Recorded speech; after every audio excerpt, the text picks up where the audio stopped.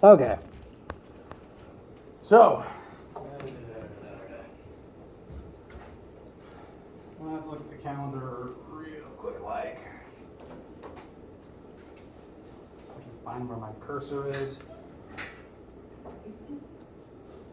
Alright, today is Friday, October 15th. I keep almost saying Friday the 13th. And first question, the homework for Chapter 5 and the quiz for Chapter 5 I have just made due next Friday, the 22nd, because I plan on taking most of next week to finish explaining a few things from Chapter 5. I might, in addition, create a very small supplementary homework, maybe called like Chapter 5.5, and make it like 2 momentum questions, just because I want you guys to get some momentum practice before the test. So that might be added. I won't change the original assignment. I just will probably add a very brief 2-question assignment, and I'll probably make it due Sunday or Monday, because I do want to cover at least some momentum before the test happens. Additionally, midterms went out today, and because of weird scheduling and accidents on my part, our test wound up being delayed until the end of October, as opposed to my original goal, which was at the start of October. Because of that, there is not actually a test calculated into your midterms, so your midterms are just homework and quiz and labs averaged together. And for some students that are having a lot of issues regarding WebAssign, and I didn't actually have written down which students were which, your midterm might be kind of weird for that reason. So, one, if you are still having WebAssign issues, please email me, because that is how I will remember to feed that email directly towards Cengage to get them to make it work. 2, once the test is taken and graded, I will get it back to you quickly, and if you want me to calculate with you what your new average class grade is after factoring in test 1, I will gladly do that with everybody. You just have to email me outside of class, and I will let you know the calculation, or let you know how to be able to, and I will let you know the score. I will let you know the average score if you ask for it. As I said, test 1 will take place during this last full week of October. It will happen during lab, 25th through the 29th. Come to lab and you'll take the test in lab, and then you can go on your merry way. There is no lab, it's just the test. And to help with that, next Monday, the 18th, I will have ready for you guys a definitive list of all the things that will be on the test, and practice questions that you can use and study, and that you can do if that is how you would like to study, as well as an answer key for those questions. Next week we will spend on finishing up Chapter 5 and a little bit of momentum and making sure everyone is ready for the test. And that's October. So if your midterm feels weird to you, or if Cengage is still not working for you, please let me know. And I'm feeling confident in the test for everybody. Because of the scheduling weirdness, I'm still trying to figure out exactly when and how test 2 would and could work. So I will make sure everyone knows as the semester goes on. So the test is going to be like on WebAssign? No. Okay. When I come to lab, I'm going to give you a packet of questions, and you will do them there in the room with me, and then you'll leave. Yes, sir.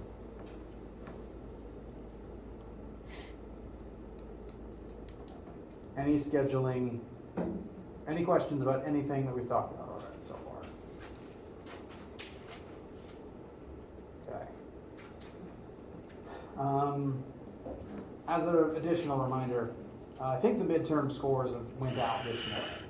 And again, they're only based on homework, labs, and quizzes up until this point.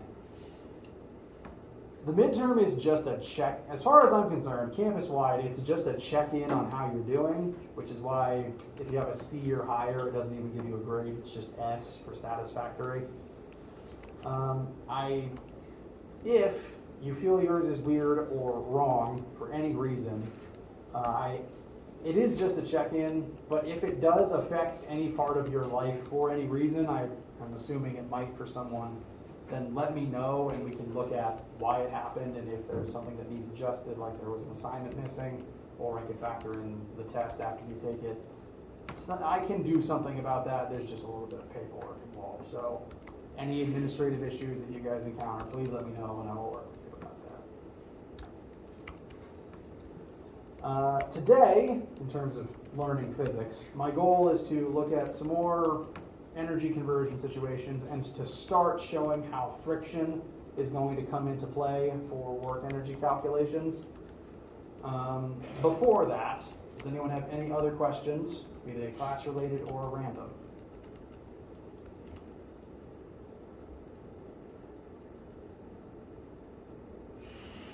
All right. Well, let me know any as you have them. And let's start today with an example.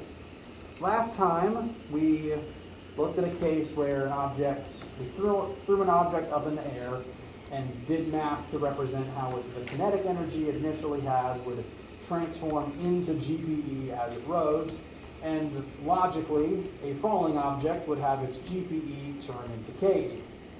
And this is also true when objects aren't falling.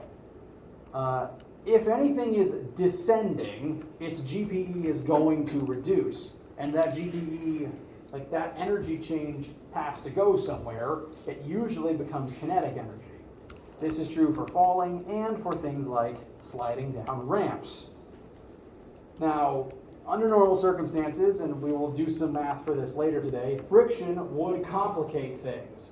But in situations where friction either doesn't exist or is negligible, there's actually no mathematical difference in the energy calculations between falling a height or sliding down a ramp the same vertical distance. Granted, you'd be moving a different distance down the slope of the ramp, but if the height, the change in height from top to bottom is unchanged, and there's no friction to get in the way, there's no difference in the energy calculations, which we will demonstrate here. Friction does exist and it does muddy things a lot of the time, but at least for me growing up, one of my favorite things to do during the summer was to go visit my grandparents and extended family in Florida. We would all go to water parks. And the great fun about water slides is you do your best to get rid of friction to make it as fun as possible. So running water tends to have as little friction as is manageable for a theme park activity. And so we will examine the case of a water slide where we can safely ignore friction for right now to show the premise of how the energy transfers are still the same, whether you are falling or using a ramp. This particular slide starts 5 meters above our ground point. We know the mass of the particular child in this example. Launch angle actually isn't going to matter for what we're doing with this case, so don't worry about copying that one down necessarily. And before we even do any math, as a brief refresher, if you have just climbed up to the top of the slide and you haven't begun sliding yet, you're just here, you're on standby, what type of energy do you have? What type of potential? Very good, GPE. You're some height above the ground and you're not moving yet. As you begin sliding down the slide, what's going to happen to that GPE? It's going to go to 0. It's going to never. GPE will reduce to 0 as your height reduces to 0. So specifically at this point, your height will be 0, your GPE will be 0, and if there's no friction to inconvenience you, all of that initial GPE should transfer directly into KE. So at this specific spot of the slide, you should have the most KE, and you should be moving at your fastest. And that's the first thing we're going to calculate. There's a later part that involves the other launch end of the slide, but let's just look at the maximum speed at ground level for right now. I'm going to call all of our variables as they relate to this point. I'm going to give them the subscript of ground. because it's at ground level. Let's start listing what we know and what we don't know.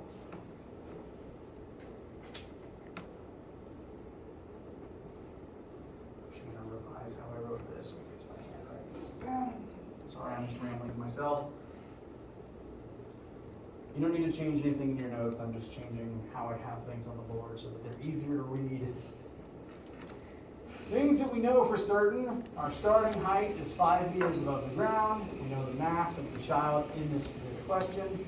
We don't know our velocity at that lowest ground point yet, but we do know that it should be on the ground, which will be an end height of 0.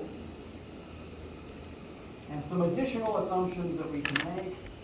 It didn't say it doesn't happen on Earth, so we can assume this happens on Earth. So G equals 9.8 meters per second squared downwards. And I mentioned this briefly. On top of the slide, you're not moving yet. We can assume starting velocity is 0.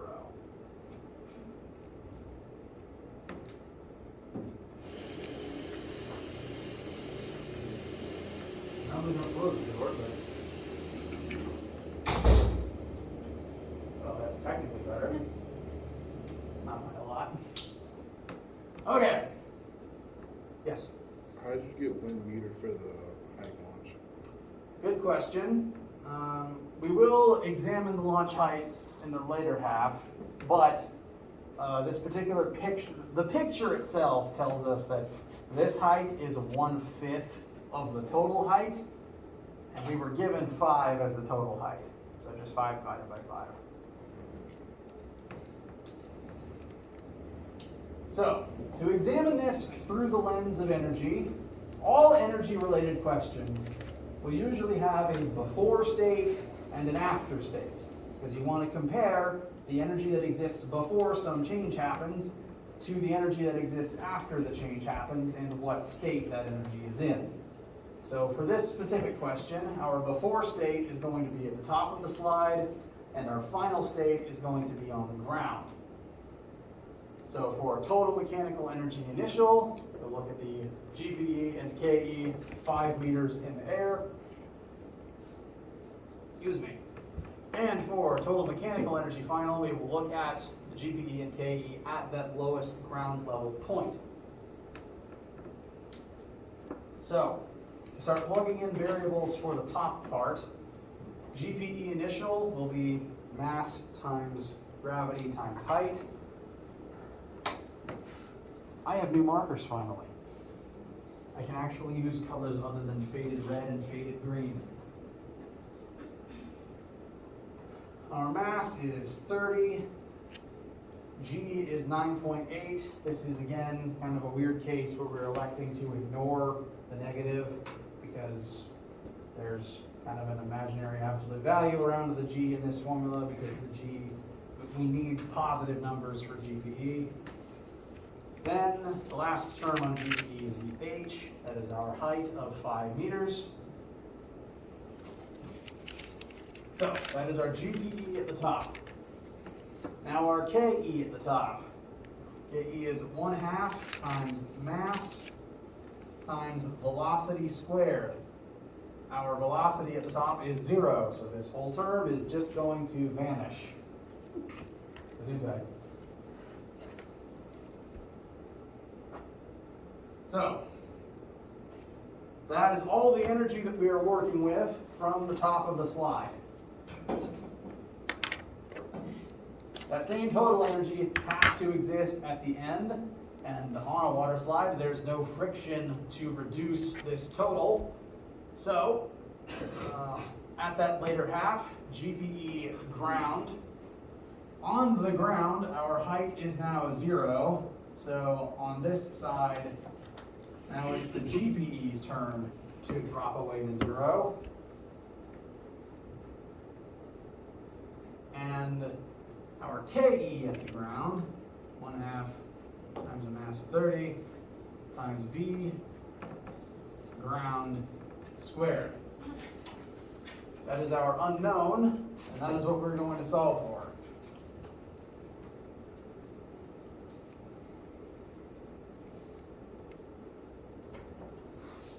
Now some things to note as we continue this algebra. One, we only have GPE at the top and we only have KE at the bottom. So if you read the question and are comfortable enough doing this, you could just skip some of this and just begin with GPE top equals KE bottom if you were comfortable with that. I'm trying to show the full math to show how it applies to multiple cases, but you are allowed to do that. Question? Yes, is it possible that we're gonna have the GPE and the KE actually together one time? So like, and instead of canceling the KE, it's gonna have a particular number? Yes. Okay. Well, something like that can happen sometimes. Say, for instance, well, this wouldn't work exactly on a slide, but say there was an example where you were at a height and you had a running start. You would have KE before whatever other transformations occurred. Okay.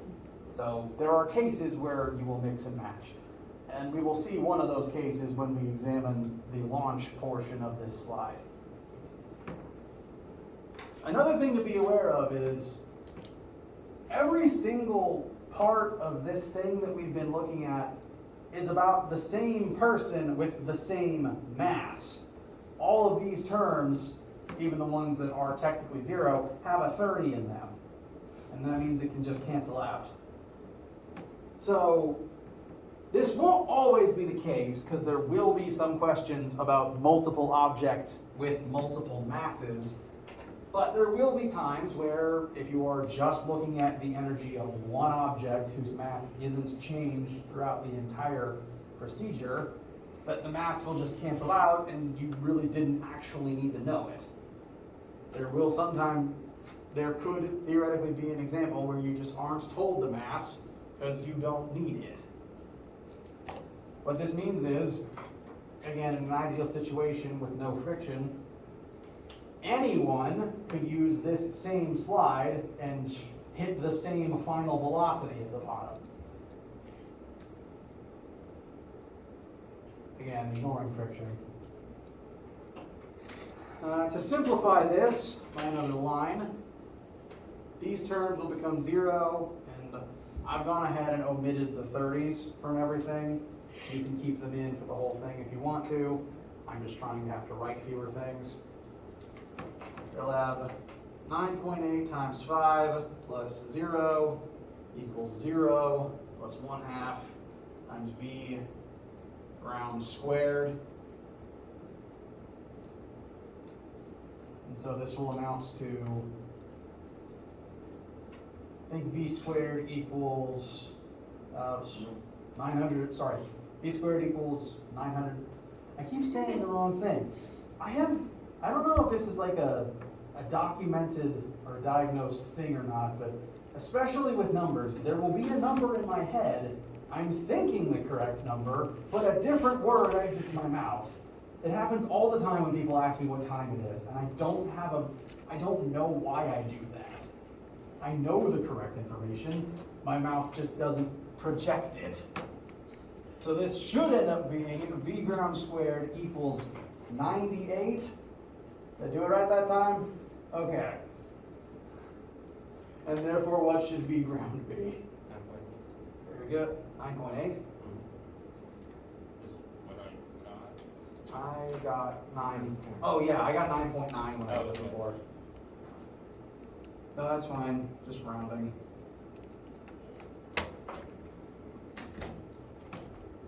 So, just looking at the top speed at the lowest point of the slide, v ground is approximately 9.9.